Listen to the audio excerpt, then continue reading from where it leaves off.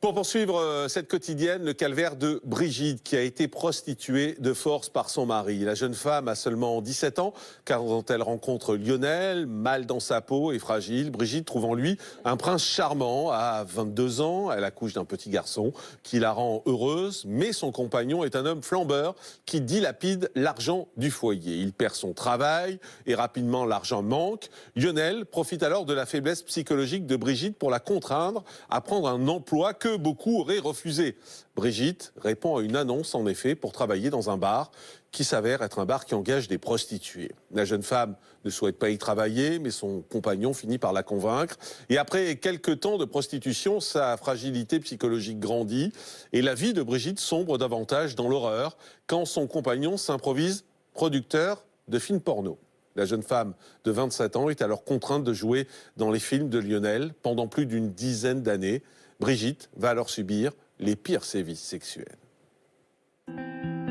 Nous sommes à Parentis en Borne, dans les Landes. C'est ici que grandit Brigitte, dans une famille aisée, bourgeoise et catholique. À 17 ans, c'est une jeune fille mal dans sa peau et surprotégée par sa famille. À l'école, elle est souvent prise pour cible et victime de harcèlement. Mais un jour, elle rencontre Lionel, un jeune homme charismatique qui lui redonne immédiatement confiance. Elle tombe éperdument amoureuse du garçon de 24 ans. Il paraît attentionné et attentif à la fragilité de Brigitte. Si bien que la jeune femme décide de s'installer avec lui. Et c'est le début d'une histoire en apparence heureuse. Alors que Brigitte n'a que 22 ans, elle donne naissance à un fils, Lucas. Mais très vite, l'argent vient à manquer. Lionel est très dépensier et ne parvient pas à gérer le budget de la famille. En consultant les petites annonces, Brigitte est poussée par son compagnon à accepter un travail dans un bar. Mais il s'agit d'un bar à hôtesse et Brigitte est contrainte de se prostituer. C'est donc son propre compagnon qui l'encourage à continuer les passes pour subvenir aux besoins de toute la famille. Et c'est le début d'une véritable descente aux enfers. Alors que la jeune femme sombre dans la dépression, elle est hospitalisée. Mais Lionel, son mari, fait tout pour la faire sortir de force. Et il commence à organiser les passes de Brigitte. Il prend les rendez-vous et répond aux annonces. Il décide même de ses tenues et la drogue avant les passes. Et lorsque la mère de famille tente de se rebeller, il n'hésite pas à la frapper violemment. La jeune femme vit dans la peur. Un soir, son compagnon la frappe même de toutes ses forces à l'aide d'un ceinturon. La tête en sang, elle est persuadée qu'elle va mourir. Brigitte comprend alors qu'elle est complètement à la merci de Lionel. Prise dans un engrenage, elle ne sait pas comment s'en sortir. Elle tente même de mettre fin à ses jours en ingurgitant des médicaments. Mais Brigitte n'est pas au bout de ses peines. En plus de la prostitution, Lionel découvre en effet un nouveau business lucratif. Un jour, il rencontre un producteur de films porno. Et cela lui donne des idées. Il décide de faire tourner Brigitte dans des films. Les scènes sont insoutenables. De douloureux sévices sont infligés à la mère de famille. Lionel installe même son propre studio dans le garage du domicile familial. Retour en direct sur le plateau de la quotidienne de Crimes et Faits divers. Bonjour Brigitte. Bonjour Monsieur Morandini. Merci beaucoup d'être en direct avec nous sur ce plateau. La rencontre et la descente aux enfers commence avec ce jour où vous avez rencontré Lionel, qui était plus âgé que vous à ce moment-là, hein, je crois. Il avait 22 ans. Il avait 7 ans de plus que moi. Donc vous aviez quoi, 15 ans? 17. 17 ans. Et il en avait 24 donc. 24, voilà. Donc vous étiez toute jeune. Oui, j'étais toute jeune. Et ça a été quoi, un coup de foudre? Oui, c'était quelqu'un de Comme j'étais harcelée à l'école, c'était quelqu'un qui a inspiré le respect. C'était le petit caïd du village. C'était une grande gueule. Hein, et oui, j'ai eu le coup de foudre, oui. Et en gros, il vous a dit quoi? Qu'il allait vous protéger, au fond, qu'il allait vous prendre sous son aile? C'est ce que vous espériez, en tout cas?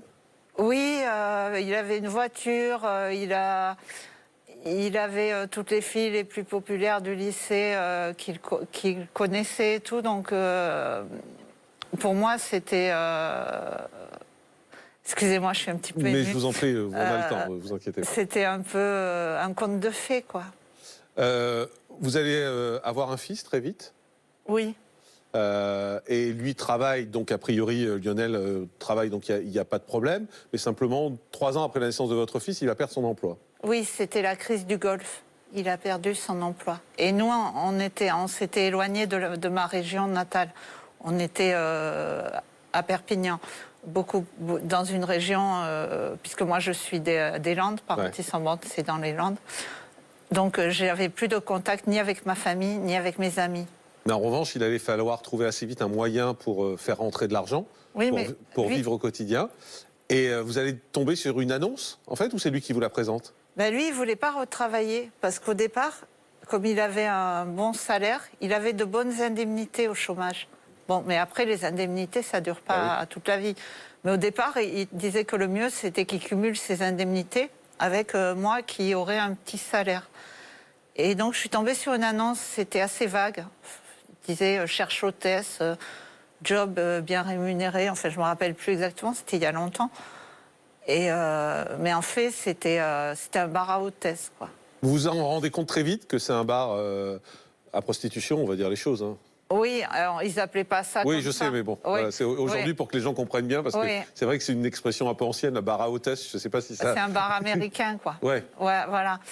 Non, enfin, j'étais un peu naïve, mais j'ai senti que c'était louche quand même, surtout quand la patronne m'a dit que c'était pas déclaré et que les clients ont donné des pourboires. J'ai trouvé ça bizarre. Et puis qu'il fallait faire boire beaucoup les clients et tout ça. Et c'était que des hommes, les clients. Et c'était ouvert tard la nuit, jusqu'à l'aube, quoi. Je trouvais ça bizarre. Et mais Lionel, il comprend qu'il va y avoir... il est quand même majeur, quoi. Il a 24 ans. Il me dit, oui, c'est pas comme en Espagne, c'est... Vas-y, c'est pas... Mais je crois qu'il va même vous donner une boîte de préservatifs.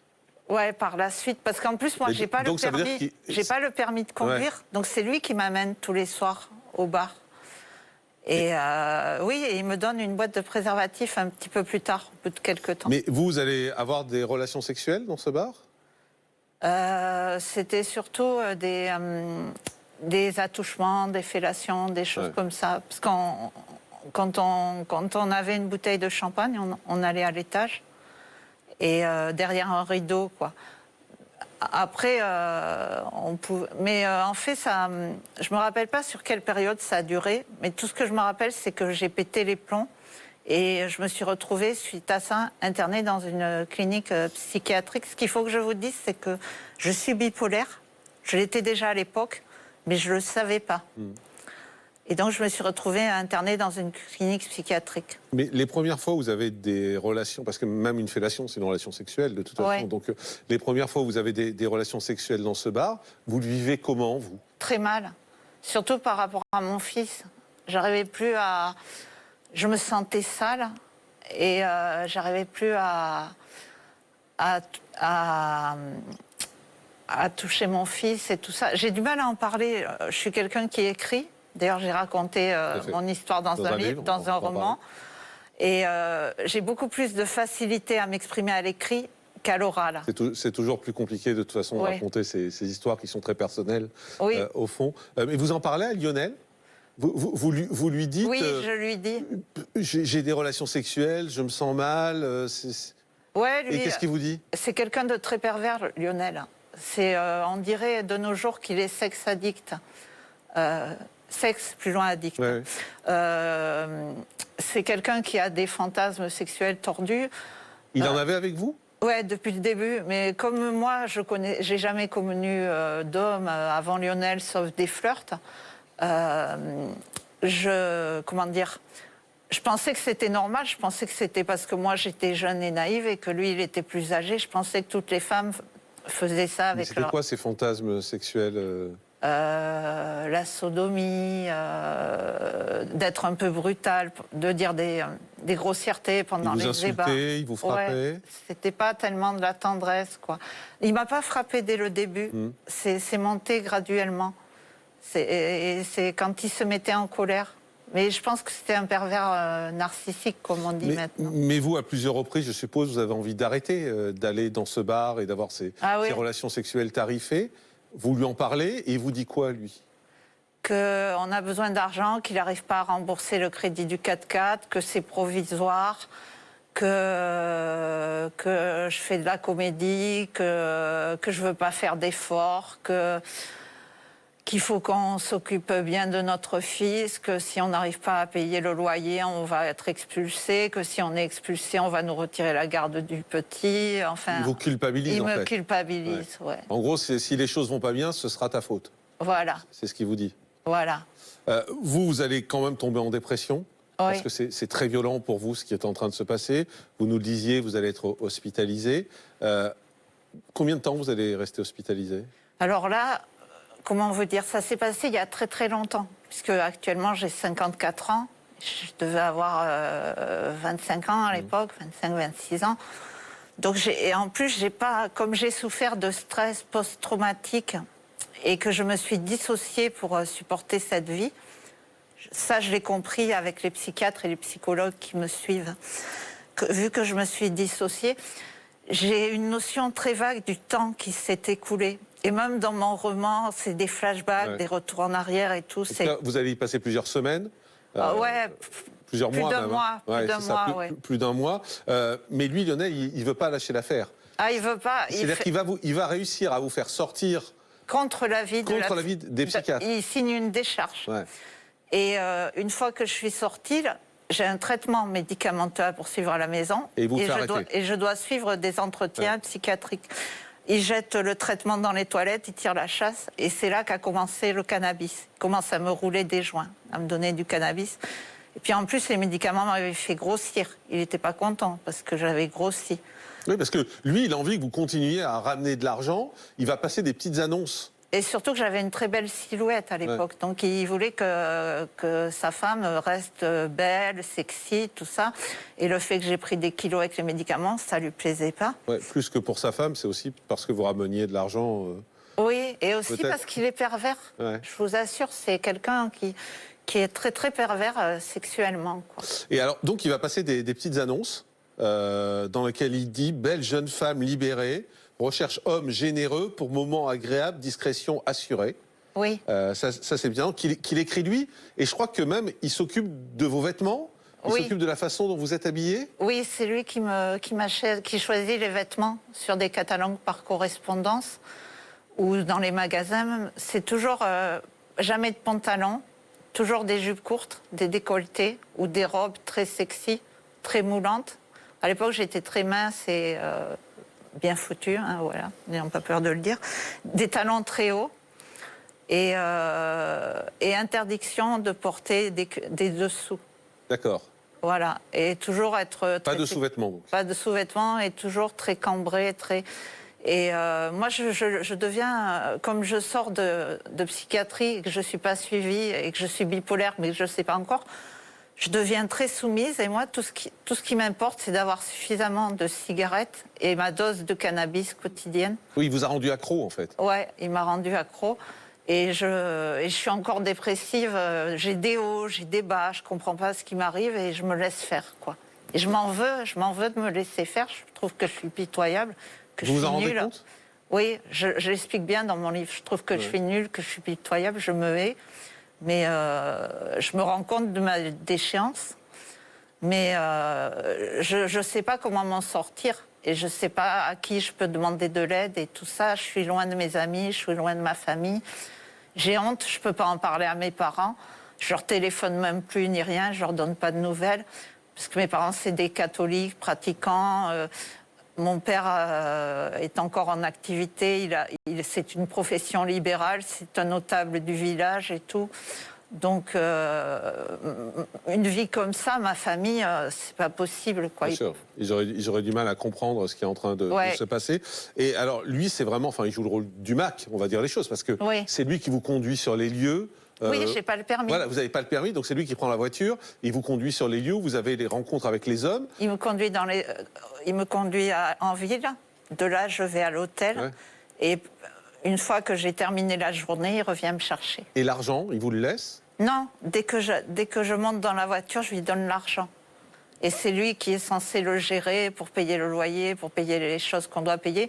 Mais en fait, il s'achète des enceintes pour sa voiture, des trucs de tuning, du matériel de CB. Après, plus tard, ça va être le matériel pour les films et tout ça. Alors, pour les films, on va y venir justement, parce qu'à un moment donné, il va vous faire quelques photos sexy. Ça marche bien. Et comme ça marche bien les photos, il va se dire, on va passer au film. Mais alors, c'est non seulement des films porno, mais c'est des films très violents. C'est des films sadomasochistes.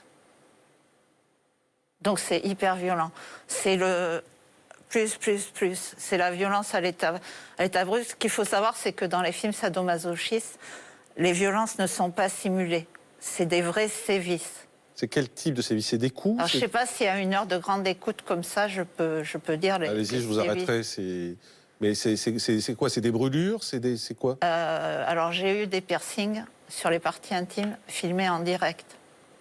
J'ai été l'argument de vente, c'est des films qui étaient vendus à la Société parisienne d'Hémonia. Et donc l'argument de vente pour une vidéo, c'était première fois qu'on verra une jeune Française à l'écran se faire percer les tétons en direct. Et ça. Et c'était vous? Ouais. Et j'étais connue dans le milieu SM. Mes films, ils ont eu un fort retentissement, quoi. J'étais connue dans le milieu. Et Lionel, il se sentait plus, quoi. Il se prenait pour un producteur parce qu'au début, il s'était associé avec un réalisateur et après, il a voulu tout faire lui-même, quoi. Mais il y avait sadomaso, il y a de la violence aussi? Oui, il y a du fouet, de la cravache. On est attaché aussi, du bondage. Et aussi des choses que j'ose pas dire à l'écran, là, ici, quoi, sur le plateau, aux heures de grande écoute, des pénétrations très violentes. Avec des objets, des choses comme ça. Avec des objets, avec le poing, avec des choses comme ça, quoi. Mais vous, Brigitte, vous preniez du plaisir à ça? Pas du tout. Ou jamais? Pas du tout. C'était vraiment imposé, en fait? C'était imposé. Mais par contre, il faut que je vous explique quelque chose qui est important pour que les gens comprennent bien. C'est que moi, je suis bipolaire. Alors, les gens ne savent peut-être pas ce que c'est la maladie bipolaire. On a des phases maniaques et des phases up, c'est les phases maniaques, et des phases down, c'est les phases dépressives. Donc, on est ou en haut ou en bas. Et quand on est en haut, quand on est dans les phases maniaques, on peut développer des comportements dysfonctionnels, comme par exemple l'hypersexualité. Et on ne fait pas exprès, on ne le choisit pas, on n'est pas nymphomane. On a des phases comme ça où on est hypersexuel. Oui, mais l'hypersexualité, c'est pas la violence, enfin, c'est des choses... Non, mais c'est pour vous expliquer. Bien sûr, bien sûr. Quand on est hypersexuel, on a moins de tabous, on se désinhibe, on accepte plus de faire les choses. Et donc, c'est facile pour quelqu'un de manipulateur d'exploiter, surtout s'il sait que vous êtes malade, parce que quand j'étais à la clinique psychiatrique, ils ont dû lui expliquer ce que j'avais. C'est facile pour quelqu'un d'intelligent d'exploiter cette facette de vous. Et moi, je pense que ce que j'ai vécu, c'est un abus de faiblesse sur personnes vulnérables. Tout à fait. Voilà. Tout à fait. Je pense que c'est ça. Et alors, il y a les photos, il y a les films, il y a la prostitution. Et alors, il va aller jusqu'à installer une espèce de donjon. Dans son garage. Dans son garage. Oui, mais comme c'est dans un petit village, ça va très vite. C'est la bêtise qu'il a faite, et tant mieux. Enfin, tant mieux, oui, parce que finalement, c'est la bêtise qu'il a faite, c'est d'avoir installé le donjon dans le garage. Parce que des allées et venues dans un petit village comme ça, je l'ai pu à l'hôtel, donc c'était beaucoup moins discret. Ouais. Et puis moi, je supportais pas que ma vie familiale, tant que j'allais à l'hôtel, j'arrivais à dissocier. La vie familiale, j'ai élevé mon fils. Oui, là, c'était au même endroit, en revanche. Tout était sous le toit où j'ai élevé mon fils. Et pour mon fils, j'étais... Alors, c'est sûr que quand il se passait des choses, il était à l'école, ou il était chez la nounou, ou chez ses copains, et ça fermait à clé, hein. Il n'allait pas dans le donjon. Mais moi, que ça se passe dans la maison, excusez-moi, j'en ai des frissons, que ça se passe dans le foyer où j'élevais mon fils, c'était très, très difficile pour moi. Je m'excuse, j'ai beaucoup d'émotions dans la voix, c'est difficile d'expliquer tout ça. Non, mais je vous en prie, allez-y, prenez votre temps. Voilà. C'est-à-dire que vous passiez en gros de la vie de famille au donjon d'un coup, en fait, c'est ça? Oui. C'est ça qui était dur à exprimer. Ensuite, vous retrouviez votre enfant Oui. dès que c'était fini. Oui, enfin, ça se passait quand il était à l'école ou quand la nounou le gardait. Voilà, mais j'en ai écrit tout un livre où j'ai bien expliqué, où j'ai bien détaillé. Et je pense que si les gens veulent plus de détails, ils achèteront mon livre. On donnera le livre dans un instant, mais juste ce qui est assez touchant dans votre histoire, hormis l'horreur de ce que vous avez vécu, c'est que finalement vous êtes plus bouleversé en pensant à votre fils. Ah, j'ai toujours cherché à protéger qui est à mon côté, fils. Que l'horreur que vous avez vécue. Et j'ai le sentiment que là, on voit dans votre action même physique, parce que on voit que vous tremblez quand vous parlez de votre fils. Ouais. Et j'en ai les larmes aux yeux même. Je ne veux pas pleurer à cause du maquillage, la gentille dame qui m'a maquillée, la pauvre. Mais mon fils, c'est tout pour moi. J'ai fait énormément de... C'est lui qui vous a fait tenir? Oui, j'ai tenu le coup pour mon fils. Et je regrette les tentatives de suicide que j'ai fait. Notamment une fois, je ne raconte pas ça dans le livre, mais une fois, c'est mon fils qui m'a trouvé à l'issue d'une tentative de suicide. J'avais ouvert le gaz. Et je ne sais pas si un jour mon fils regarde l'émission... je m'excuse envers lui, quoi, d'avoir fait ça, de lui avoir imposé une maman triste et suicidaire, quoi. Je m'excuse.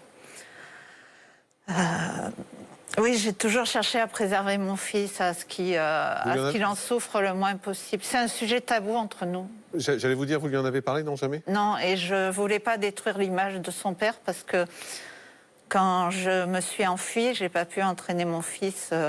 Vous l'avez laissé avec Lionel? Il avait 14 ans. Hein. J'ai attendu vraiment qu'il soit en âge de pouvoir se débrouiller tout seul. Donc quand je me suis enfuie, mon fils avait 14 ans. Et on ne prend pas un gamin de 14 ans sous son bras comme un petit de 5 ans, quoi. Un gamin de 14 ans, il a sa petite copine, il a ses amis, il a son collège et tout. Et ça veut dire, Brigitte, vous ne lui avez jamais parlé les yeux dans les yeux de tout ça? C'est tabou entre nous. Et moi, je n'ai pas voulu détruire l'image de son père. Parce qu'un enfant, pour se construire, il se construit sur l'image de ses deux parents. Donc, j'ai pas voulu... Mais il a lu votre livre, par exemple? Non, j'ai interdit.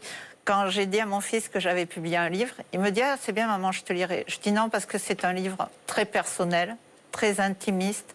C'est ma vie et c'est pas un livre que je veux que tu lises.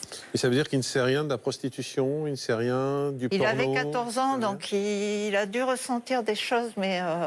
Aujourd'hui, il ne sait pas. Il ne sait pas. Je préfère... on n'en parle pas. Il a quel âge aujourd'hui? Il est père de famille. Il a une très belle vie, un très bon métier, une femme, de beaux enfants. Il a une trentaine d'années, un petit peu plus. Il est propriétaire de sa maison, il est équilibré. Au moins, mon sacrifice n'aura pas été vain. Inès Gauthier, psychologue, c'est bien de ne pas en parler? D'expérience, en fait, lorsque les enfants sentent tout. Ils sentent les traumatismes de leurs parents, même quand ils sont bébés, ils ressentent, en fait, c'est avéré, la dépression de la mère, la perversion du père ou autre problème qui a pu se passer chez leur figure éducative. Et souvent, ce sont des traumatismes qu'eux-mêmes portent et peuvent en développer derrière des difficultés à leur tour, soit du même acabit, soit ils vont avoir des souffrances qu'ils ne comprennent pas, des difficultés, des blocages qu'ils ne comprennent pas jusqu'à ce qu'on leur donne la clé, qu'on leur en donne l'origine. Et là, ils peuvent enfin s'en libérer et les mettre à distance. Donc c'est des choses que les enfants sentent très bien. Et c'est mieux, en tout cas l'expérience empiriquement vraiment le prouve en psychologie, de pouvoir à un moment donné avoir une parole claire sur ce qui s'est passé. Mais ce qui a été bien, c'est que vous ne lui avez pas demandé de prendre parti. Et ça aussi, c'était super. Voilà, c'est pas moi je suis victime, ton père est un pervers, tu vois, méfie-toi de lui, etc. Parce que là, ça l'aurait mis en conflit de loyauté où il aurait été obligé de choisir entre son père ou sa mère. Et ça, effectivement, c'était complètement destructeur aussi. Donc c'est bien de ne pas l'avoir pris comme confident, comme petit psy ou infirmier de vos blessures. Pour autant, le tabou, le silence total, souvent... Ça s'est avéré toujours, il y a un manquement, il y a un vide et il y a quelque chose qui pèse et qui ronge les descendants. Et en même temps, si je peux me permettre, Inès, c'est le silence total, oui mais, parce qu'il y a un livre. C'est ça. Il y a le témoignage aujourd'hui, dans cette émission. Donc il y a peut-être aussi consciemment ou inconsciemment la volonté qu'il le sache sans oser lui dire les yeux dans les yeux. Oui, et puis le problème, c'est que mon fils, on n'habite pas à la même région et il travaille à l'étranger. Il est très souvent en déplacement de plusieurs semaines. Il a un métier extrêmement prenant. Et donc on n'arrive déjà pas beaucoup à se voir au cours de l'année. Et quand on se voit, ça va être à des occasions, vacances d'été, Noël. Et on n'a pas vraiment envie de se gâcher les bons moments. Et parce que c'est vraiment des bons moments que je passe quand je vais dans la famille de mon fils. Et moi, j'ai envie de prendre le meilleur. Et je sais que mon fils, inconsciemment, il doit savoir des choses, puisque une fois, il s'était mis, quand il était petit, il devait avoir 8-9 ans, il s'était mis entre son père et moi. Il avait dit « je veux pas que tu tapes ma mère ». Donc ça, c'est des trucs qui ont dû lui rester, quoi. Inconsciemment, il y a des choses qu'il sait. Un jour, il m'a dit « oui, vous faisiez vos trucs, mais ça, je veux pas en parler ». Donc il sait des choses. Oui. Mais et votre livre peut-être est finalement l'intermédiaire qui va après, permettre... je l'ai sur les réseaux sociaux, mon fils. Je l'ai sur Facebook. Il y est jamais. Hein. Il n'a pas le temps avec son boulot. Mais il suffit qu'il aille sur mon Facebook. Et il voit la promo pour mon bouquin et tout ça, quoi. Mais juste, Brigitte, Lionel, il est devenu quoi? Alors, Lionel, il fait rien. Il vit. Il est pensionné parce qu'il est malade chronique. Il a été poursuivi en justice? Alors moi, j'ai porté plainte. Mais avant que je parte, il a écopé d'un sursis de 3 ans pour proxénétisme sur ma personne, avec soi-disant un suivi judiciaire je n'ai jamais vu aucun suivi judiciaire. Et le sursis, autant vous dire qu'il s'en est tiré à bon compte, puisqu'il n'a pas été en prison ni rien du tout. Et ça, c'est suite à votre plainte ou avant votre plainte? Non, avant ma plainte. C'était suite à l'épisode du garage transformé en donjon. En donjon. Et vous avez porté plainte pour quoi? Moi, j'ai porté plainte quand je me suis enfuie. Pour prostitution? Pourquoi? Non, pour... parce qu'à l'époque, je n'osais pas en parler. J'avais dit à mon avocate qu'il y avait eu cette histoire des 3 ans de sursis, prostitution et tout. Mais moi, la plainte que j'avais déposée, c'était violence. J'en ai transmis une copie à... Violence en réunion? Non, violence entre époux. D'accord. Que Lionel était... C'est un peu léger quand même, non? Enfin, maître Florence Roux. Oui. Je trouve que... Oui. Enfin, simplement limiter ça à violence entre époux par rapport à ce qui vient de nous être raconté, oui, c'est un peu léger. Non, oui, c'est plus que léger même, parce que là, on a l'impression que vous vous êtes un peu engueulé. Oui, c'est ça, il y a une claque qui est partie. Oui, voilà, oui. Pourtant, j'ai raconté mon histoire à l'avocate et tout. Et en fait, à l'époque où j'ai porté la plainte, j'étais détruite complètement, psychiquement. Puisque à l'issue de cette vie, j'ai passé 3 mois à Sainte-Anne. Et j'avais pris contact avec le Centre d'aide aux droits des femmes et la DAVEM, qui m'ont missionné une avocate avant le décès de mon père. Puisque quand je suis sortie de cette vie-là, mon père est mort, malheureusement, quelques mois après. Et donc, après le jour de l'enterrement de mon père, je suis partie à Sainte-Anne en psychiatrie et j'y suis restée 3 mois. Et là, on m'a dit que j'étais bipolaire. Et quand je suis sortie, mon dossier avait suivi son cours et tout ça, mais moi, je n'avais pas forcément pu expliquer dans les détails et tout. Et là, c'était un avocat commis d'office sur Perpignan qui a repris l'affaire et il me demandait de lui écrire tout ça. Mais à l'époque, paradoxalement, j'arrivais même plus à m'exprimer à l'écrit tant j'étais détruite et tout. Ouais, on comprend. Il a fallu que je me reconstruise. Ce serait maintenant... Oui, ce serait différent, bien sûr, parce que vous êtes plus fort. Je me serais beaucoup plus battue, j'aurais beaucoup plus de... Maître Florence Roux, un mot? Je pense qu'effectivement, quand on n'a pas l'acteur principal, la victime principale et qu'on n'a que quelques éléments, on peut résumer ça à des violences conjugales, mais votre dossier, votre histoire n'a pas été prise en compte et votre dossier n'a pas été traité sérieusement. Et la justice n'a pas pris non plus la mesure, puisqu'on ne lui a pas donné les éléments pour du calvaire que vous avez vécu. Donc c'est un peu beaucoup de gâchis, mais... Aujourd'hui, vous êtes là et vous êtes forte pour en parler, mais on sent quand même qu'il y a, il y a plus que ça, Jean-Marc. L'épaule droite n'arrête pas de trembler. Depuis tout à l'heure, je vois une espèce de douleur intérieure qui cherche à s'exprimer. Alors c'est peut-être aussi parce qu'il y a cette sorte d'ambiguïté. vous n'en avez pas parlé à votre fils, mais je pense que peut-être vous avez envie qu'il le sache. Et puis, il y a des gens qui vont vous voir et qui vont sans doute par les réseaux sociaux ou autres lui en faire part. Vous avez encore des contacts avec Lionel? Alors, c'est le grand-père de mes petits-enfants. Oui, forcément, oui. Alors, logique. par rapport aux petits-enfants, Donc vous avez encore des contacts avec lui? moi, je lui parle le moins possible et tout. Je l'aperçois à Noël, Ouais. parce que c'est ses petits-enfants. Et donc il est autour de la table? Ouais, et ça, c'est très dur pour moi. J'en fais des cauchemars. J'en fais des cauchemars et... C'est-à-dire que les réunions de Noël, Lionel est autour de la table avec vous? Ouais. Vous aussi, ça vous... Oui. Et c'est quelque chose que plus ça va, plus je trouve ça très dur, quoi. Mais peut-être faut raconter ça à la famille et qu'ils comprennent pourquoi il ne peut plus être là. Non? Alors, je vous explique quelque chose, c'est que il m'a tellement fait de mal que maintenant, pour moi, c'est quelqu'un qui n'existe plus. Comment dire? Oui, je comprends. Vous faites abstraction de lui. Je ne vais pas Mais- me gâcher le Noël de mes petits-enfants. Je ne vais pas me priver de Noël avec mes Vous gâchez quand petits-enfants. même quelque chose, Ben vous oui. gâchez une partie de votre vie malgré tout. Parce que vous le dites, hein, vous dites, j'ai de plus en plus de mal à le supporter. Alors, Ben, j'en fais des cauchemars. mais que d'abnégation, en fait, vous ne vivez que pour les autres. Vous avez vécu pour protéger votre fils, vous vivez pour protéger vos petits-enfants. Mais quand est-ce que vous pensez à vous? Ouais, je pense à moi tout le reste du temps. Mais il n'y a plus beaucoup de temps. Ouais. C'est-à-dire Une fois que qu'on là- a pensé à tout ça, c'est Ouais. c'est compliqué. Hein.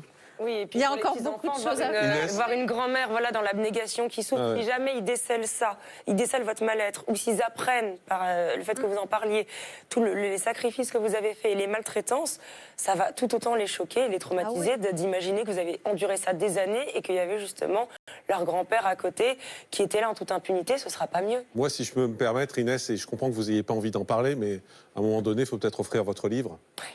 Oui, Simplement. À Noël. c'est à Noël. Offrir votre livre C'est une bonne idée. et que les gens comprennent. Et ça, au moins, vous n'aurez pas à en parler. Les gens comprendront, ils vous en parleront s'ils veulent dans votre famille. Vous avez fait l'effort de l'écrire, de mettre ça sur papier. Donnez-leur votre livre. Et ils comprendront. Après, moi, je voudrais pas que mon fils il lise ce livre, parce que j'estime que la sexualité des parents, Mais les là, enfants c'est n'ont pas de la pas- sexualité, là. les parents C'est de la n'ont pas à maltraitance. être au courant. Excusez-moi, Brigitte, c'est pas de la sexualité, c'est de la maltraitance. Vous avez été maltraité, vous avez été abusé. C'est pas de la sexualité, là. oui, mais il y a quand même des... Oui, mais... Vous inquiétez Il- pas, il- c'est c'est- des passages c'est qu'il un veut pas homme. lire, il n'est pas obligé de les lire aussi. Bah oui, c'est ça. Il est grand. C'est ça. Il sélectionnera ce dont il a besoin. Brigitte, vous avez raconté votre histoire, donc c'est un livre et on voit à quel point il est important. Ce livre, ça s'appelle Cendrillon du trottoir et c'est publié, c'est GDH édition. Honnêtement, croyez-moi, offrez-le à votre famille, ce livre. Et j'ai pris un nom de plume, Et qui est... Bianca Bastiani. Parce qu'au début, je n'assumais pas mon histoire. Et je m'étais fait un personnage masqué avec une perruque. J'apparaissais comme ça sur les réseaux sociaux. Et je m'appelais Bianca Sandrine Bastiani.